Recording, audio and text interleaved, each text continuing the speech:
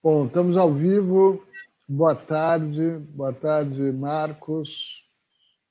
Boa tarde, Adriano. Boa tarde a quem está começando a entrar aí para assistir essa live.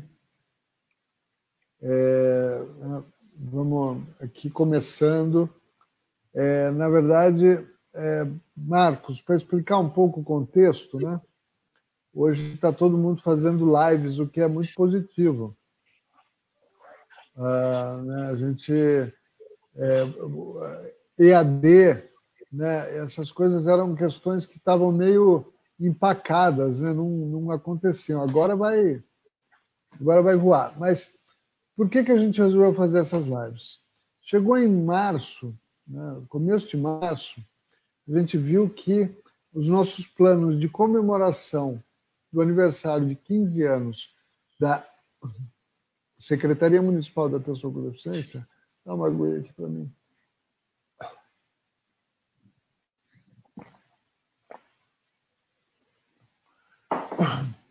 Iam estar comprometidos. Ai, comi ali, deu mal.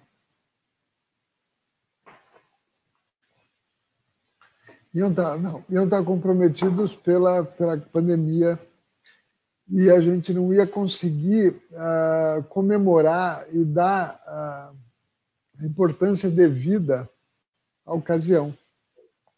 Você sabe, você era nosso convidado, as comemorações iam ter, nos dias 2 e 3 de abril, um seminário internacional, terminando com homenagens a pessoas importantes para a nossa história e um show do Paralamas. Então a gente falou, bom, o que nós vamos fazer para ter um impacto, o maior impacto que a gente pode. Pensamos nessas lives. O que nós estamos fazendo? Nós estamos conversando aqui, entrevistando com todo mundo que seria homenageado naquela ocasião. Então nós vamos passar aí de abril, vamos continuar para maio, vai ter pano para manga aí. E por outro lado, um outro objetivo era que durante essa crise, durante a pandemia, durante esse período de isolamento, que nós continuássemos produzindo conhecimento, divulgando conhecimento e estando em contato com pessoas importantes para a nossa agenda da pessoa com deficiência nessa época de crise. E também, um ponto muito importante que a gente tem feito é não só gerado conhecimento e informação sobre vários temas, mas também falado bastante sobre o que fazer nessa época de crise, né? O que está funcionando, o que não está, quais são os seus direitos, o que não são. Acelera, 20. Bom, então eu dei essa introdução para, aqui, antes de mais nada, dar as boas-vindas ao Marcos da Costa, nosso convidado de hoje. O Marcos da Costa é meu amigo há muitos anos e advogado de renome e teve a honra, o prazer, a satisfação de ser presidente da OAB, essa instituição tão querida, tão importante, tão respeitada, e o presidente da OAB, por tabela, por consequência, essa figura tão também influente e respeitada. Então, Marcos, eu queria que você desse boa tarde para a nossa audiência, aí o Lucas Castro, o Luiz Bósio, o Paulo Alves, e que dissesse, Marcos, para a gente começar esse bate-papo, quem é o Marcos da Costa? Bom, primeiro, dizer a alegria de te ver. Esse período de coronavírus afasta as pessoas, porque nós temos que ficar nas nossas existências, mas a tecnologia tem permitido que a gente se aproxime, ainda que através do monitor. Então, uma grande alegria te ver, você que é um queridíssimo amigo, um amigo que eu tenho dos mais preciosos, pela sua vida, pela sua dedicação as causas sociais, as ações públicas, enfim. E dizer também da alegria de ver alguns dos amigos que estão aí acompanhando a nossa live. Eu sou paulistano, tenho 55 anos, comecei a minha vida profissional muito cedo, comecei a trabalhar com 12 anos de idade.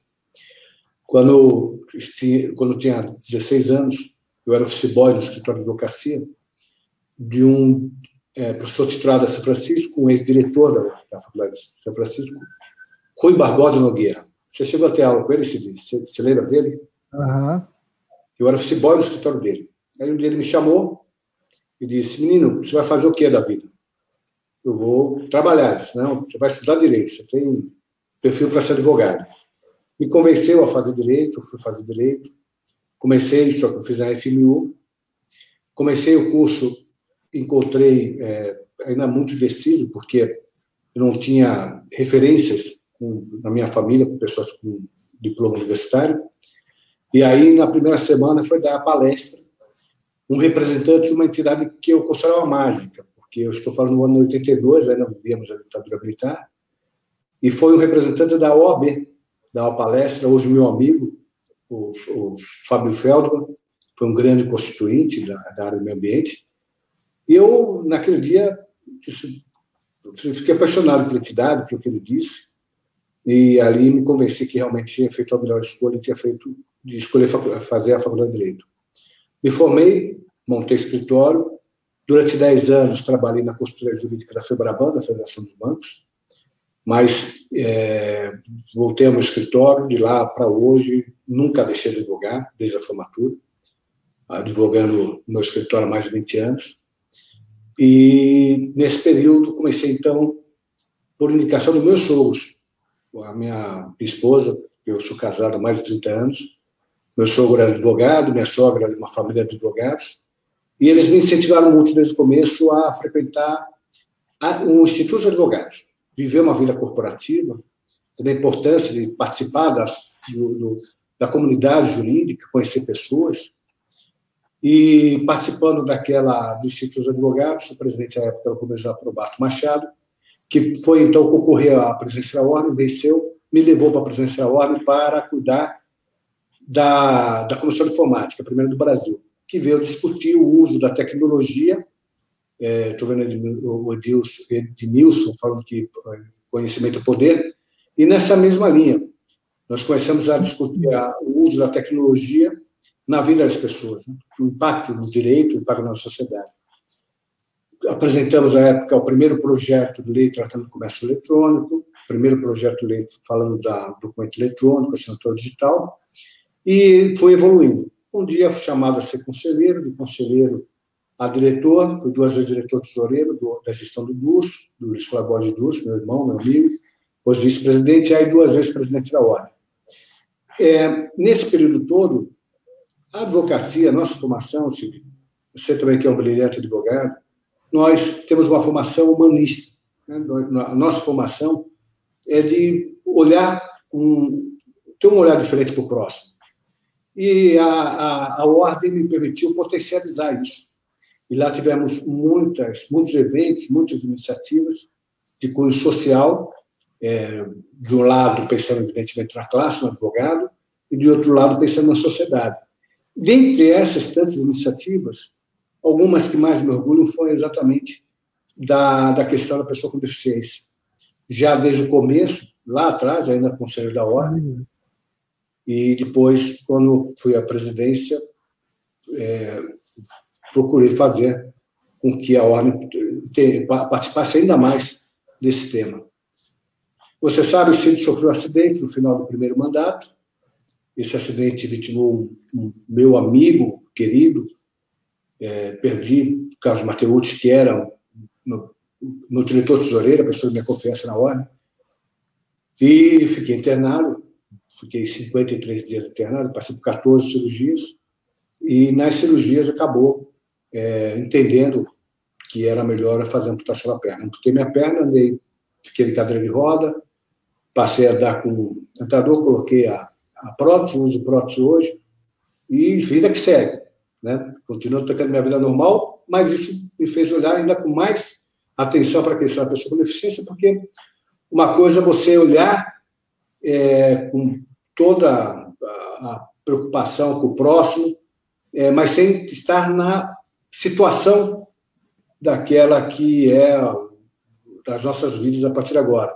A outra é você participar da vida, você ver as aflições.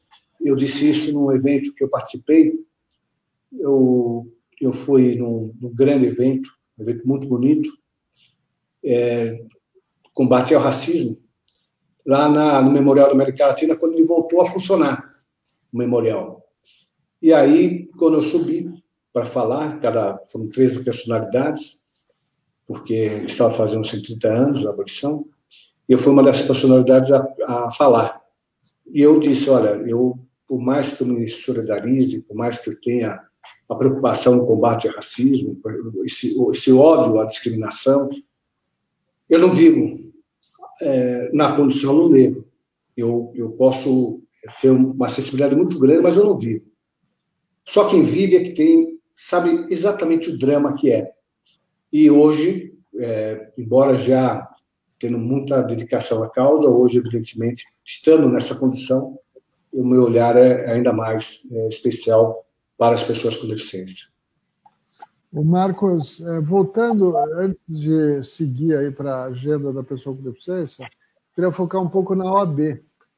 Eu acompanho a OAB de longe, faz muito tempo. Sou advogado, tenho OAB 114, 116, meu número, quer dizer, acompanhei de longe um pouco a sua trajetória. Você foi um presidente muito esperado, de uma certa forma, porque você viveu a sua carreira inteira na OAB, ajudando, colaborando, participando, né? Em todas as funções, ou seja, você teve uma participação como nenhum outro advogado que eu conheço, né? Teve uma participação tão intensa e tão longeva quanto a sua na OAB, né? nos quadros, em todos os setores, né? Então, você chegou à presidência muito experiente. Isso foi muito útil para você? Quer dizer, ter tido essa história inteira dentro da OAB ajudou como presidente? Ajudou muito, porque eu acompanhei muitos presidentes antes de mim, muitas lutas da entidade, passei a ter uma percepção mais clara do que a entidade representa para a advocacia, do poder dela em relação às questões da sociedade. Eu tive como professor, por exemplo, o meu padrinho político, Rubens Aprobato Machado, que foi um grande presidente. Tive a oportunidade de ser diretor do Durso, que foi outro grande presidente. Então, isso tudo foi acumulando experiências, né? E aí, na presidência, essas experiências me ajudaram demais. Ao lado da experiência, também, você participar de uma equipe. Eu era uma peça dentro de uma grande equipe, essa equipe de grandes advogados e advogadas, que deram suporte para todas as gestões. E eu aproveitei, evidentemente, dessa equipe de advogados e advogadas, e também dos nossos colaboradores. A ordem tem uma equipe de colaboradores muito qualificada, e eu aproveitei dessa equipe para montar as comissões, e, a partir dessas comissões, poder ter o oxigênio necessário para os embates que a ordem teve que enfrentar, que não foram poucos, Cid. Nós entramos em janeiro de 2013, em março de 2013 já estávamos nos grandes momentos cívicos do país, que foram aquelas manifestações que todos vão lembrar, que foi o Brasil, né? Daí para frente foi um período muito tumulto.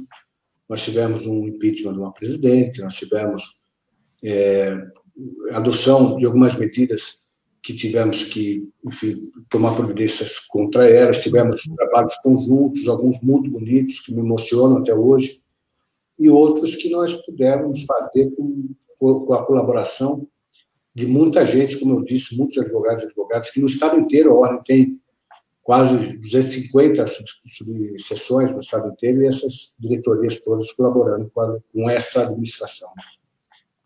E me diz uma coisa, como presidente, o que você fez e o que você não fez?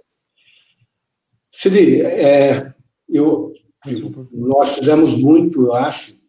Nós fizemos bastante, do ponto de vista do advogado, foram 2 alterações do estatuto, conseguimos aprovar a participação dos advogados e advogados nas investigações, porque o movimento do Ministério Público para passar a ter poder de investigação, e nós teremos poder de investigação da polícia exclusivamente, mas o Ministério Público passou a investigar, e nós conseguimos, então, a aprovação do projeto nascido em São Paulo, de participação do advogado na investigação, favorecendo o direito de defesa do cidadão. Acrescentamos as prerrogativas da mulher no Estatuto, uma série de prerrogativas próprias do gênero mulher, preocupação, inclusive, por exemplo, com a maternidade e com a amamentação. Fizemos primeiro ato meu, foram 2 atos como presidente em 2013, primeiro conselho, um deles foi aprovar uma proposta que eu apresentei, de tirar uma cláusula que impedia que o jovem participasse da gestão da ordem, só podia começar a participar das comissões com 5 anos. É verdade que essa cláusula já estava em desuso, desde o aprobato isso não era mais utilizado, mas estava no estatuto, era importante, no nosso regimento interno, era importante tirar para o advogado jovem, advogada jovem, perceber que devia participar da ordem, a casa era também deles. E, do ponto de vista da sociedade, um combate à corrupção, fizemos uma campanha muito intensa de combate à corrupção, pela reforma política, conseguimos alguns avanços, outros, infelizmente, a gente não conseguiu na reforma política. Eu, como presidente da ordem, tive a oportunidade de propor medidas judiciais, participar de audiências públicas, discutindo temas relevantes. E, na área social, a primeira carteira social, com o nome, procurando resgatar aí a dignidade humana da pessoa que escolheu ter uma vida diferente daquele sexo que nasceu. E nós conseguimos a primeira carteira com o nome social, foi aqui na OAB de São Paulo, eu fiz a entrega. E na área da pessoa com deficiência, também algo que me orgulha bastante, dentre outras campanhas, fizemos campanha nos estados, nos campeonatos de futebol, de inclusão da pessoa com deficiência, homenageamos os atletas paralímpicos, mas eu queria destacar uma, que eu acho que foi uma iniciativa pioneira no mundo. Eu não conheço, eu procurei algo similar no mundo e não encontrei. Uma pena que não houve a continuidade, mas eu espero que esse trabalho possa ter uma continuidade, ainda que no outro espaço, como seja a ordem, que foi do ranking das praias, né? Eu sempre tive essa preocupação. A praia é um espaço público de todos e não pode ter excluídos desse espaço público. E há, evidentemente, cidades que têm essa preocupação e que colocam equipamentos que permitem que as pessoas com deficiência entrem na água, entrem na praia e entrem no mar. Então, nós fizemos a primeira vez no Brasil, com certeza, eu acho que no mundo, um ranqueamento. E aproveitando da ordem, que tinha uma estrutura das subseções do litoral norte e do litoral sul, nós fizemos um levantamento de mais de 200 praias, pontuando as praias de acordo com os equipamentos que se disponibilizavam para a pessoa com deficiência. E ranqueamos isso de forma que, por exemplo, a Praia de Bertioga é que tem mais equipamentos, e isso estimulou, eu sei, que prefeituras, vendo as que eram melhor ranqueadas, também passassem a ter preocupação em adquirir equipamentos para eles também no próprio ranqueamento, no próximo ranqueamento eles também puderem ter uma pontuação maior. Isso é muito legal, são iniciativas, experiências que a gente tem dessa entidade que é maravilhosa, uma entidade que pertence à advocacia, mas pertence especialmente à cidadania, que é a Ordem dos Advogados. Ou seja, teve um salto também na área de acessibilidade, digamos assim. A OAB, depois da sua gestão, ela ficou mais acessível. Mas o que falta ainda fazer? Onde a OAB ainda não é acessível, tanto fisicamente, sei lá, nas sessões, nas cidades e por aí vai, e comunicacionalmente, ou seja, em termos de material, de livros e produtos que ela desenvolve. Nós tivemos algumas experiências riquíssimas. Por exemplo, nós conseguimos, com uma parceria com a Prefeitura de São Paulo e com o Senado Federal, conseguimos colocar em todas a ordem, todos os fóruns que estão nos acompanhando, que não são advogados, todos os fóruns têm uma sala de advogado, da advocacia do advogado. Para quê? O advogado vai ao fórum, às vezes precisa despachar alguma coisa com o juiz, tem que fazer uma petição muito rápido, vai na sala do advogado, peticiona e leva ao juiz. São salas de apoio. E nós conseguimos colocar nas salas de apoio, e isso ainda na gestão do Dulso, do presidente Dulso, códigos com o Braille, todas as principais leis do país, código Braille, em parceria com a Prefeitura e com o Senado Federal. Isso é uma conquista enorme.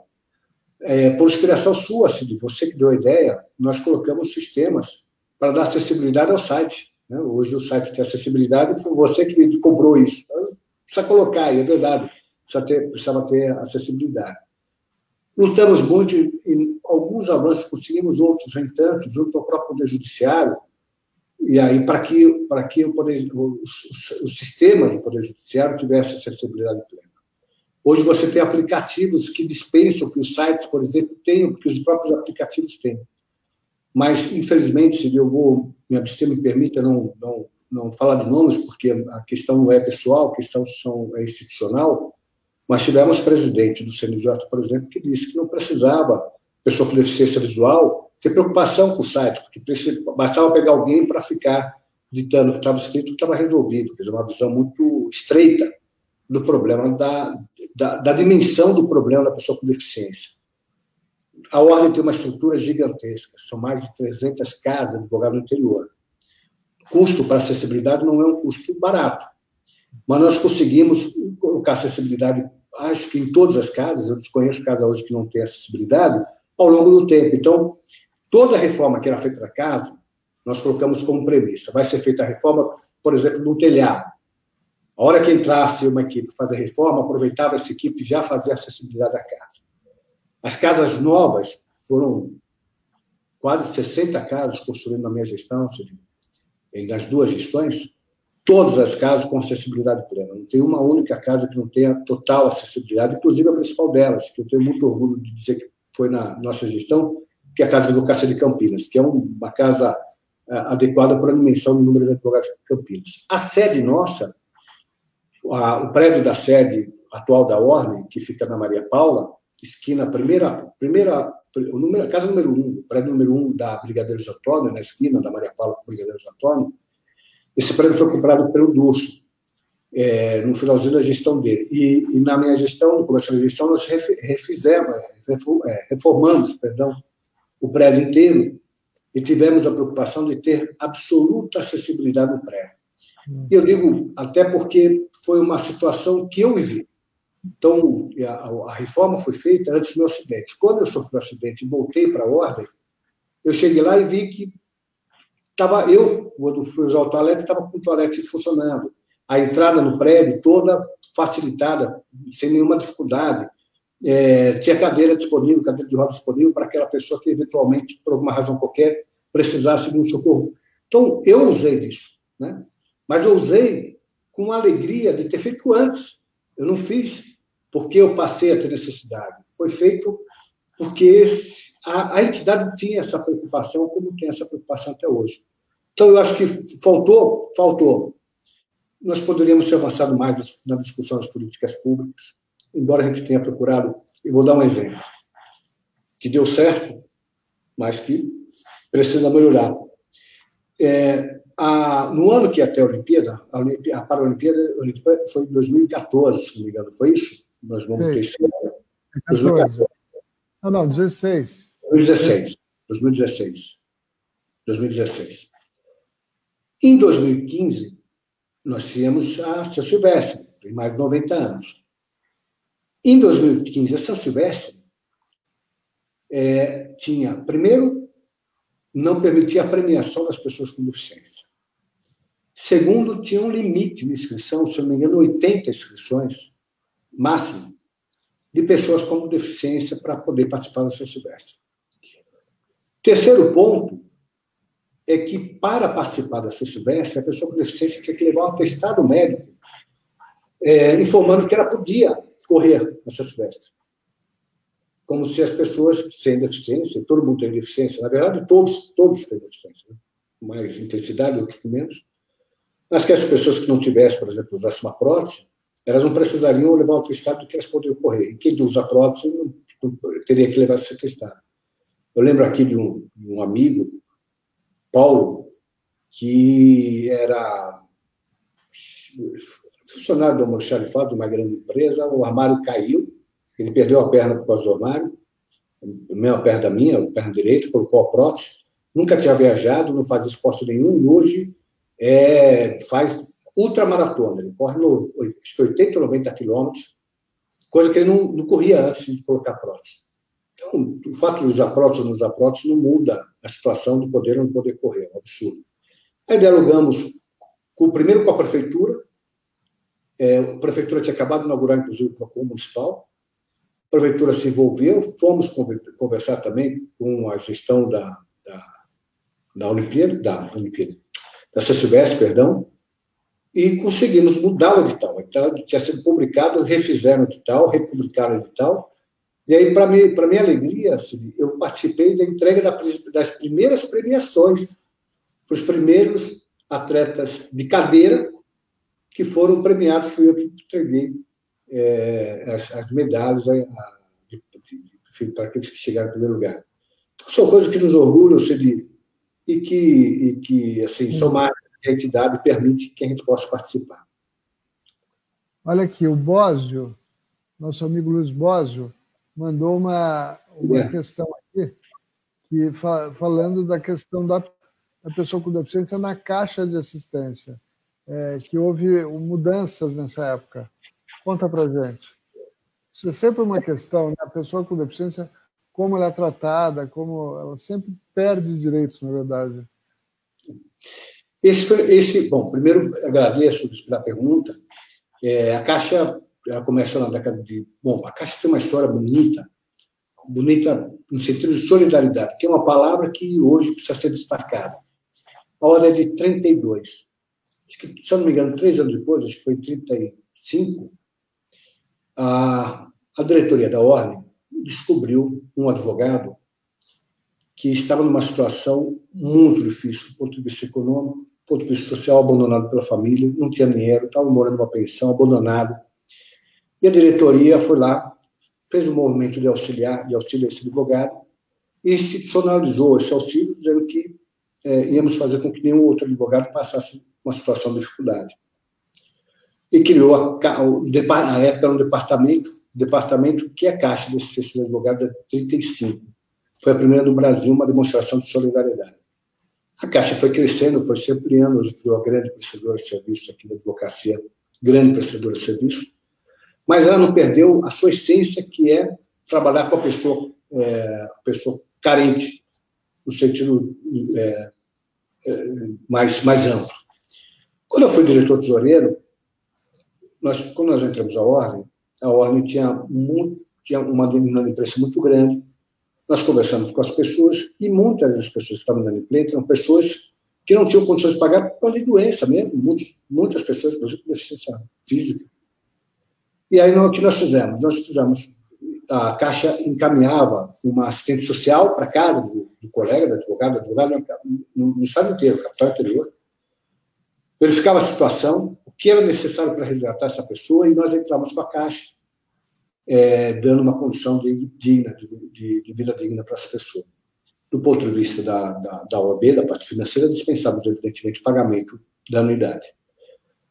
Infelizmente, houve uma norma do Conselho Federal que proibiu que a dispensa da anuidade fosse, com base nesse relatório, exigindo que tivesse uma deficiência mais acentuada. Então, a pessoa, para receber esse benefício, tinha que ter deficiência visual integral ou a perda de dois membros inferiores ou superiores. Falta de visão, infelizmente, foi baixado, nós tivemos que ajustar, mas continuamos dando amparo para aquele que tivesse necessidade financeira com deficiência ou sem deficiência. Isso nós avançamos bastante, e depois nós ampliamos os benefícios para a mulher. Fizemos uma reforma em 2015, para que atendesse, por exemplo, a mulher em época da amamentação, aquela que não tivesse condições financeiras, mas que precisasse amamentar, nós entramos com o auxílio nesse período de amamentação, para que ela possa ficar tranquila e depois voltar à sua atividade profissional normal. Bom, agora vamos entrar na questão entrando de forma mais profunda na questão da deficiência. Você comentou que você adquiriu aí recentemente uma deficiência, teve uma perna amputada, usa prótese, né? Como é que é?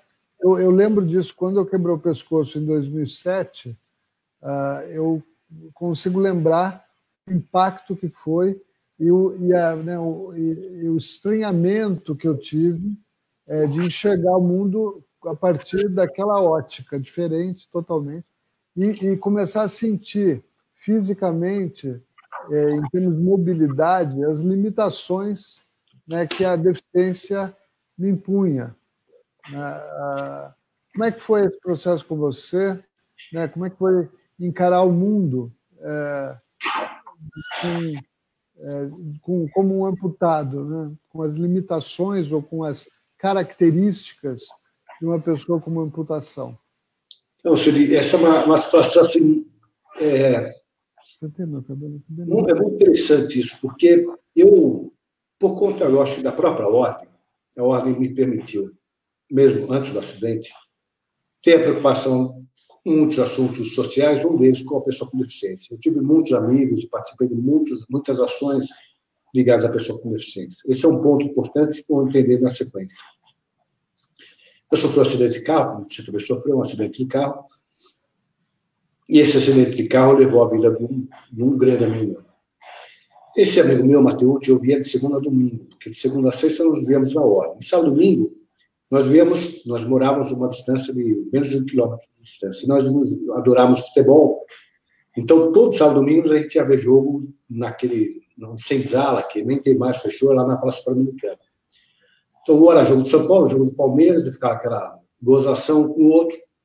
O Mateucci era casado mais ou menos no mesmo período que eu, tinha 2 filhos como eu tenho, uma idade um pouco menor que a minha, mais 2 filhos. E quando eu vi o Mateucci, quando eu soube da morte do Mateucci, aquilo me causou uma tristeza tão profunda e, ao mesmo tempo, um sentimento de gratidão, porque eu não tinha ido, então, a minha família, ao mesmo tempo que eu tinha assim, muita tristeza por saber que a Carol, a esposa do Mateucci, os filhos tinham perdido o marido e o pai, a minha esposa Estela e os meus filhos não tinham perdido o marido e não tinham perdido os pais. Então, eu tinha uma tristeza e gratidão profundas.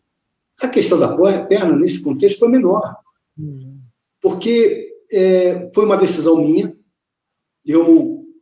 Quando eu entrei no hospital, no dia que eu entrei no hospital, acabei de entrar no Oswaldo Cruz, que, aliás, eu agradeço os médicos, os enfermeiros. Os enfermeiros foram sensacionais o período todo. O médico que, um dia que eu entrei com a maca, o médico disse para mim: Marcos, se você estivesse nos Estados Unidos, você estaria indo direto para a mesa amputar sua perna. Sua perna está numa situação muito difícil. Mas no Brasil nós temos a cultura de recuperar o membro. Então fica tranquilo, nós vamos fazer um trabalho de recuperação e, se Deus quiser, mais junior, você vai sair daqui andando. Essas cirurgias foram indo, cirurgias primeiro de manutenção, vamos dizer assim, da perna.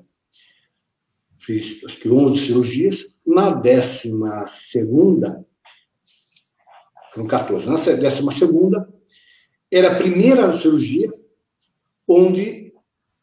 Deixa eu só voltar um pouquinho.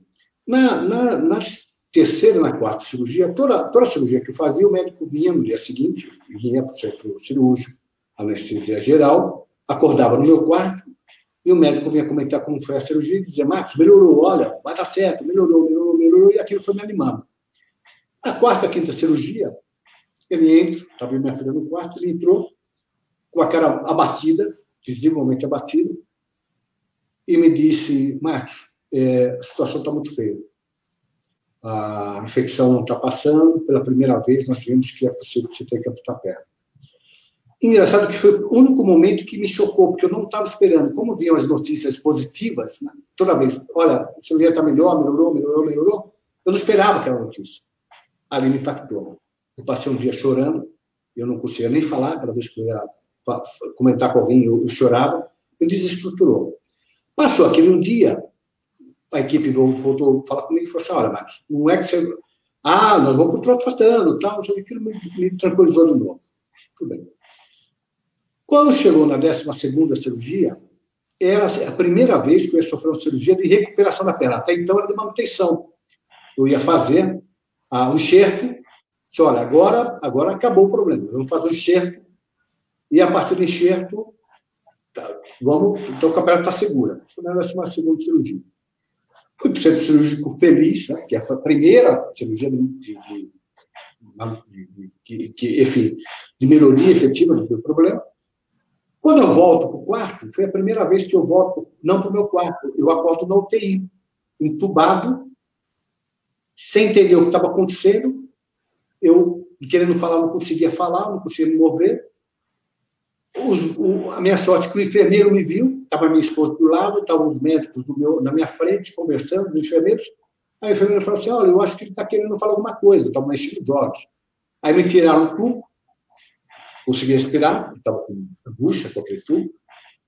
E aí, os médicos saíram, melhorei, então os médicos saíram, perguntei para minha esposa, como é que tem ido cirurgia, né? E ela me disse, espere o médico chegar. Eu, como espero o médico chegar, né? Não, espere. Quando o médico entra na sala, na UTI, o médico diz, Marcos, nós estamos com 9 horas de cirurgia. Ele disse, eu saí para ir no toalete, fui tomar um café. Quando eu voltei, eu preparei toda a sua perna e iam tirar o enxerto. A parte de cima, na perna direita, e colocar a parte de baixo. Disse, quando eu voltei, o anestesista virou para mim e falou assim, nós perdemos o paciente. Teve algum problema nesse momento, nesse período, que me perdeu na mesa.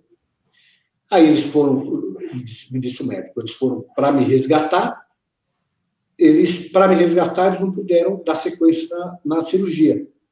Ao não dar sequência na cirurgia, tinham perdido todo o trabalho que tinha feito na minha perna. Aí, isso foi no sábado para domingo fiquei sábado para domingo fiquei na UTI, domingo voltei para o meu quarto, e aí esse médico me disse, então eu reservei para a segunda, no dia seguinte, nós vamos voltar para o centro cirúrgico, eu reservei o centro cirúrgico, vamos voltar e vamos fazer uma nova cirurgia. Só que como perder da sua perna, agora nós vamos tirar o material das suas costas. Eu digo, peraí, o único movimento que eu tinha das costas, né, eu conseguia me erguer pelas costas, o movimento dos braços nas costas. A minha perna esquerda, eu tinha fraturado o joelho, estava imobilizado, e não podia operar, porque com medo de pegar a bactéria da perna direita e ir para a esquerda. E a perna direita estava com o problema, estava inclusive naquela gaiola. Aí eu chamei a equipe médica e disse, o que está acontecendo? Eu disse, Marcos, a nossa expectativa é que você fique uns 2 anos com cirurgias, e você já perdeu a mobilidade do seu pé direito, e daqui 2 anos acreditamos que você recupere, mas não podemos dar a palavra de que estará tudo bem. Aí eu lembrei da palavra primeira do médico, quando eu entrei no hospital, que falou da amputação. Eu digo, e a amputação? Eles falaram assim, olha, a amputação te dá qualidade de vida. Em 30 dias você estará andando, 60 dias você estará dirigindo. Eu chamei a minha família, conversei com a minha família e digo, olha, eu tenho essas 2 opções. A minha opção vai ser pela amputação. Minha família topou, e aí eu fui para a amputação. Só mais um complemento que eu acho que isso também é legal, nesse momento de solidariedade. Recebi uma ligação de um amigo, advogado de Paraná, o Glombo, que tinha sido presidente da Ordem do Paraná. O Glombo me disse, Marcos, eu tenho um cliente, um amigo, que eu quero que você conheça. Ele mora no Rio, eu vou marcar com ele, eu e ele nos encontramos no hospital, e você, aliás, não era nem no hospital, tinha saído uma semana para poder voltar e fazer a cirurgia na perna esquerda. Então, nós vamos para o hotel onde você está, para poder te apresentar. E era nada mais, nada menos do que o Lars Grael. O Lars Grael, que eu era jovem, quando ele sofreu um acidente na vela dele, e eu acompanhei aquilo, assim, todo mundo, ele era um velejista conhecido, né? Atleta olímpico. Eu acompanhei todo o drama, como todo mundo acompanhou. Aí o Lázaro veio conversar comigo, contou a experiência dele, disse, Marcos, eu vim aqui para conversar com você, contar uma experiência, dizer que, olha, não se preocupe que a vida segue e tal. Eu disse, Lázaro, é uma honra, uma alegria te conhecer, somos amigos, vamos palestra juntos, mas eu confesso a você, para mim, o fato de estar vivo e saber que a vida vai seguir, porque eu não vou deixar de ter minha vida normal por conta de uma perna que eu perdi, é suficiente para eu tocar minha vida. E saí do hospital, fiz a cirurgia na perna esquerda, e na semana seguinte falei para minha esposa, eu não estou doente, eu perdi uma perna, mas não sou doente, e não vou me deixar abater, eu não vou me deixar tratar como doente. Peguei o carro de carona, né? E fui para o interior de São Paulo visitar advogado no interior de São Paulo.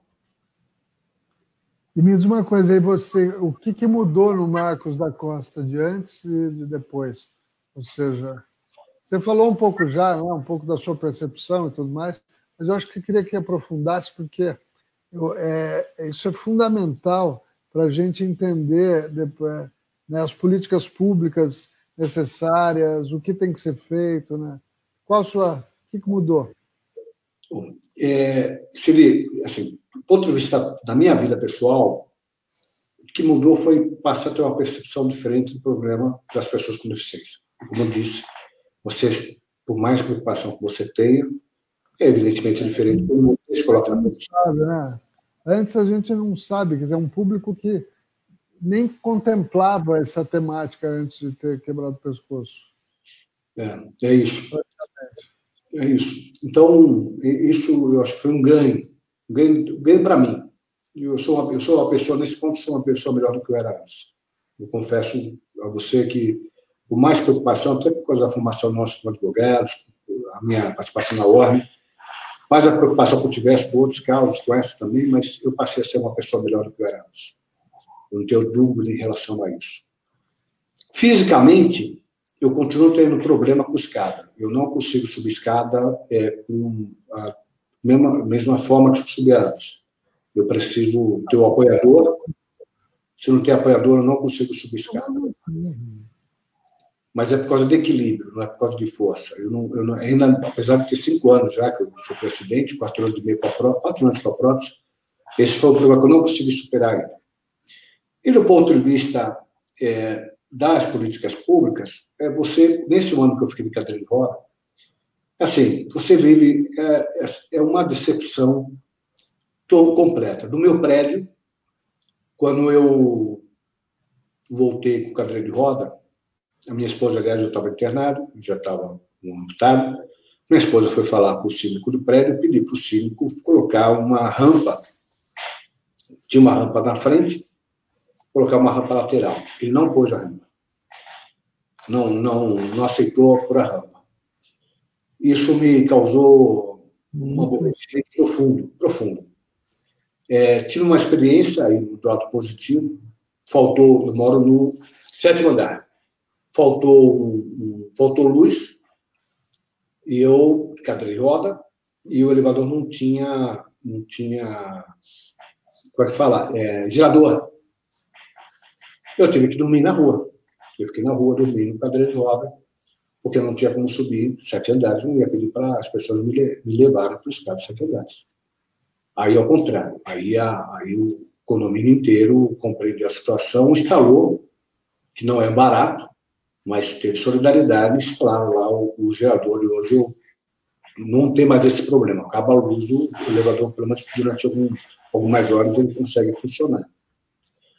Acho que, de forma geral, é essa. Agora, eu ia falar das calçadas, né? Que é uma preocupação sua também, você é um batalhador por isso. É uma vergonha, seria uma vergonha. Eu ainda moro num bairro, eu moro em Pinheiros, que é um bairro privilegiado. Eu nasci no Brás, morei muito tempo na Lapa de Baixo, hoje eu moro desde que eu casei, moro em Pinheiros. É um bairro privilegiado. É impossível andar de cadeira de roda nas calçadas. E aí, o que te força?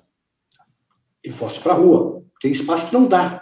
Tem árvore no meio da calçada, não passa. E aí, você indo para a rua, você corre o risco de ser atropelado. Então, completamente... A cidade é agressiva em relação à pessoa com cadeira de roda. Marcos, essa agenda da pessoa com deficiência, acho que de novo o meu aqui, está ainda não está, ou seja, não é uma prioridade para a maioria dos políticos, dos gestores públicos. A gente tem sorte aqui da gente ter o prefeito Bruno Covas, que é uma figura, né, do bem, né, advogado, humanista, tem essa visão, preocupação com o próximo, é verdade. Eu sou amigo pessoal, não sou isento para falar, mas ele tem sim. Agora, deixa eu te contar, olha como falta a sensibilidade até hoje. Eu fui numa grande mídia, eu tive uma ideia de fazer na Paulista, foi quando ia completar o primeiro ano, entrou em vigor a Lei Brasileira de Inclusão, ia completar, o ano completava 10 anos a Declaração Universal da Pessoa com Deficiência. Portanto, dois momentos importantes. Falei, vou aproveitar esse momento para levantar a causa, né, junto à Sociedade da Pessoa com Deficiência. Tive a ideia de fechar a Paulista um dia e levávamos para lá um monte de atividades, a Paulista inteira, levando para lá um monte de atividades ligadas à pessoa com deficiência, de crianças, a adultos, a pessoas de cuidado. Conversei com confederações esportivas, por exemplo, a Confederação Brasileira de Tênis, e instalar uma quadra de tênis, e a ideia é levar personalidades do tênis, como o Guga, por exemplo, não chegou a ser convidado, mas a ideia é levar personalidades para jogar tênis com cadeirantes, com tênis de cadeira. A de basquete ia instalar uma quadra para jogar os jogadores com jogador de cadeira, com basquete de cadeira. Futebol, ia fazer futebol de 5, né? Ia pegar profissionais de futebol, colocar, vedá-los e fazer eles jogar bola com o pessoal com deficiência. Projeto maravilhoso, teatro, ia ter prefeitura ia levar a equipe para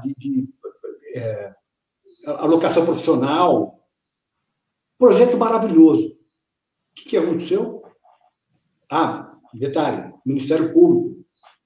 Márcio Rosa era Procurador-Geral de Justiça, eu contei para o Márcio falou assim, Márcio, eu quero participar. Eu disse, no dia que vai ser, não lembro mais qual era o dia, tinha sido programado, eu já não serei mais o Procurador-Geral da Justiça, mas eu quero ir com uma camiseta. Maravilhoso. Aí o MP de Direitos Humanos, desde o começo participando conosco, uma promotora que tinha um filhinho com deficiência, maravilhoso. Aí o Ministério Público de Urbanismo não aceitou fazer. Cid, olha o que eu estou dizendo. Nós não fizemos o projeto por causa do Ministério Público. Uma pessoa, não o Ministério Público instituição, uma pessoa do Ministério Público que disse, não, a Paulista tem um acordo com a Prefeitura que só permite 3 fechamentos por ano. Então, você conversa com a Prefeitura para a Prefeitura ou não fazer a parada LGBT, ou não fazer o Natal, ou não fazer a virada, senão não vai ter. Eu falei, gente, acho que a falta de sensibilidade. E é um problema nosso, porque uma pessoa impediu que se realizasse o evento. Eu digo isso, de um lado, porque envolveu mais de 400 entidades. A Prefeitura foi extrema parceira, nós chegamos a fazer planta baixa do evento, como é que ia ficar Paulista no dia, e, ao mesmo tempo, uma pessoa que tinha um poder, porque estava no Ministério Público ligado à parte do urbanismo, não permitiu que fizesse um evento tão bonito. Então, falta muito a sensibilidade por parte de todos, e eu fui, nesse período, conversar com a mídia. E também me permitiram falar, porque eu falo, não gosto de falar das pessoas, eu falo dos fatos. Uma pessoa de uma grande mídia, que quando nós fomos lá pedir para cobrir o evento, disse, mas eu não vejo por que precisa cobrir, porque já está, essa causa a sociedade já se melhorou. Hoje a pessoa com deficiência não tem mais problema com a sociedade. Digo, meu amigo, é assim, uma visão muito estreita. Uma visão muito estreita. Aí eu comecei a conversar, então ele se conscientizou e disse, não, realmente, você tem razão, nós vamos fazer uma cobertura, e foi muito parceiro, a partir daí foi muito parceiro. Mas, no primeiro momento, não, todo mundo, hoje a consciência é total. Ninguém mais tem problema com a pessoa com deficiência, entender a sua aflição. Então, infelizmente, Muita gente ainda tem, né, Silvio? Muita. Essa questão que você falou das calçadas, o Ricardo aqui, Heidmann, também, que está com a gente sempre aqui nessas nossas entrevistas aqui meio-dia, está reclamando das calçadas também.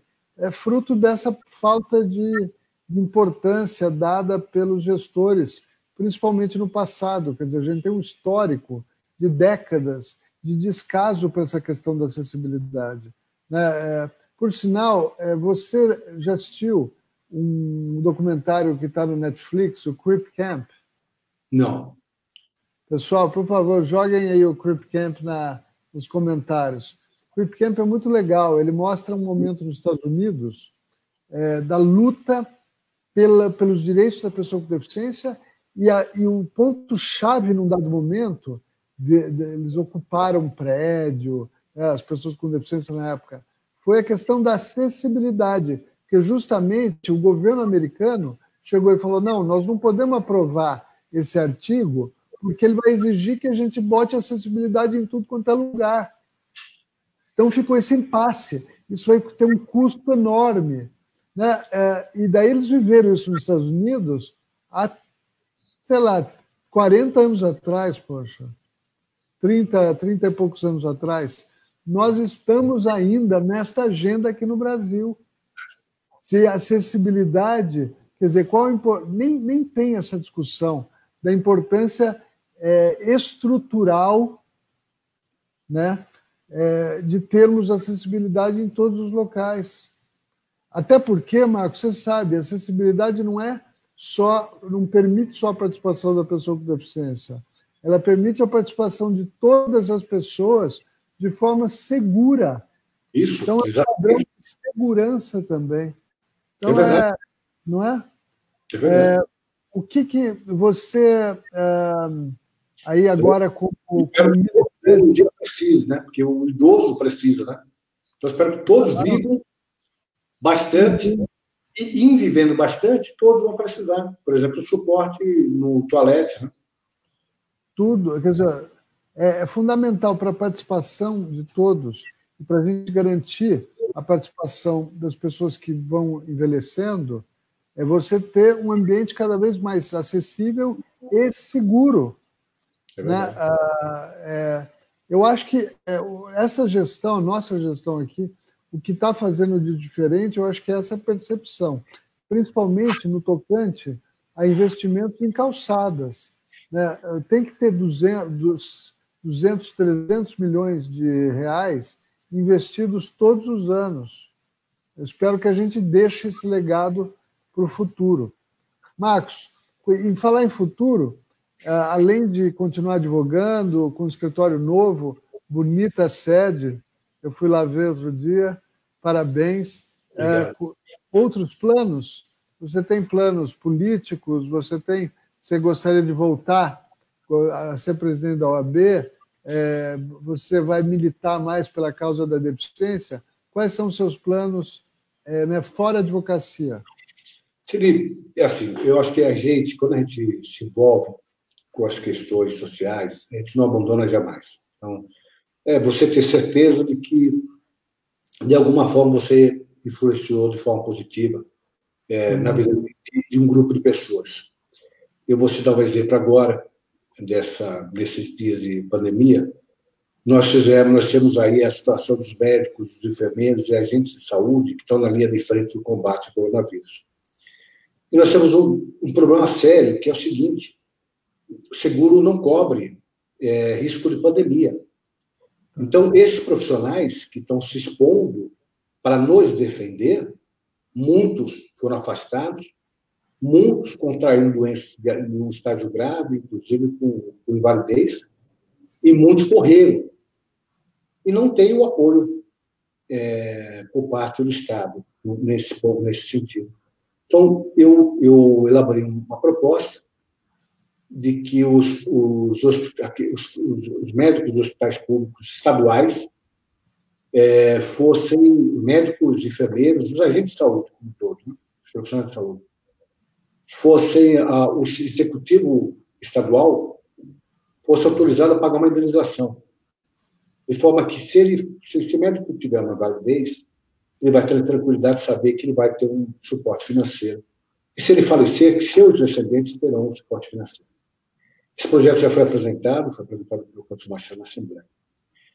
Foi apresentado também na Câmara Municipal de São Paulo. Nós já temos uma proposta dessa correndo na Câmara Municipal. E ontem eu recebi duas alegrias. Uma vereadora de São Carlos, disse que estava apresentando um projeto de São Carlos, para hospitais de São Carlos, e outra que um deputado estadual na Bahia apresentou a proposta, inclusive ele fez uma gentileza desnecessária, mas colocou na fundamentação da proposta, que foi, enfim, por ideia minha, também propondo que o Executivo na Bahia pagasse a indenização.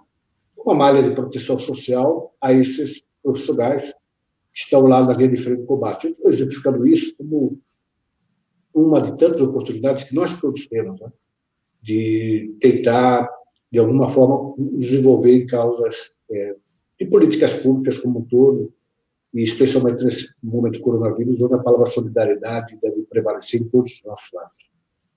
Eu não vou continuar, porque é do meu perfil, já fazia antes da ordem, vou continuar fazendo, procurar participar dos debates de políticas públicas, contribuir com minha modesta possibilidade, mas o importante é estimular a sociedade a participar cada vez mais dos grandes debates de políticas públicas de São Paulo, do município, do estado do país. Algumas palavras sobre essa situação calamitosa, né, extraordinária, maluca que nós estamos vivendo. Essas coincidências que o Criador coloca na nossa frente, né? Você sabe, de que nós fomos perdendo, a sociedade foi perdendo foco em algumas bases importantíssimas para o futuro dela. E um dos focos foi investir em ciência. Nós estamos perdendo a nossa capacidade de investimento em ciência. Eu, no final do ano, fui procurado para as reitorias das universidades públicas de São Paulo, trazendo um drama dos professores, que estão recebendo um salário muito baixo. Pra você ter uma ideia, a FEA, só para citar um caso, a FEA perdeu mais de 50 professores nos últimos anos. Conta de 50. Esses professores, pesquisadores, cientistas, de todas as áreas do conhecimento humano, nós que formamos, né?